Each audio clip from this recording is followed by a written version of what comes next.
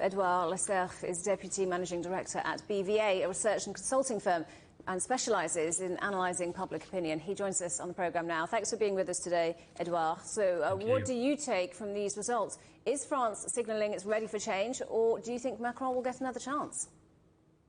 Obviously, he gets another chance. He's here, ready for the second round. But maybe, as you mentioned, the fact that his level at the first round is a bit better than what it was, I would say, 5 years ago. Nevertheless, you have to consider that now for the second round, he will be looking for additional support. You have to bear in mind that around 50% of the voters, of the first round voters, will have to choose a new candidate for the second round. Those who have not voted either for Macron or for Le Pen will now have to make another choice. And this choice could be a tough game for Macron because voters could decide not to support him, or they could decide not go and vote. And some of them could decide, yes, to support Marine Le Pen. So it's a tougher game. And as mentioned, right now, we can see the difference between what we have now in our hands and what was present in 2017. A much tighter race, obviously, also probably because Marine Le Pen is better prepared than she was in 2017, and because after 5 years, obviously, some misunderstanding, I would say, to be soft, has arisen between the French population and Emmanuel Macron. Nevertheless, he's well positioned. He has the possibility to have support from voters that would not stand having Marine Le Pen elected. But is that electoral, that Republican reflex still valid? That's the big question now. And as you say, Edouard, obviously voters who voted for other candidates in this round, for example, Jean-Luc Mélenchon, he took a large slice of the vote. Those voters now have a big role to play in what happens next. Do you think they will switch to Macron, perhaps the more obvious choice for those voters, than Marine Le Pen?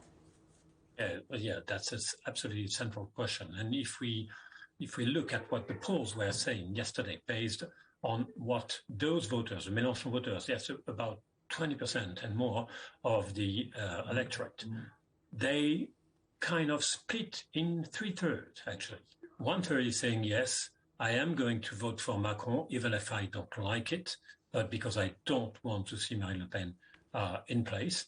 Another third might choose Marine Le Pen because on some topics, there are things that are quite similar. The fact that both Mélenchon and Marine Le Pen focus on the purchasing power, everything that can be done for poorer people or for people that are not in a situation where they can expect tomorrow to be better. So it could be 1/3 of that electorate. And the third could simply not go and vote. And that's also important because varying on the number of voters that will participate to the second round, the threshold, the number, the million voters that you would need to be elected could be lower. So that's really important.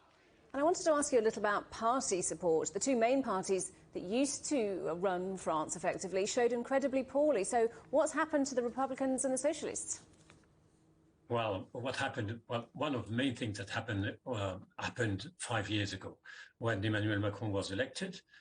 He simply destroyed the usual system of parties of traditional left and traditional right.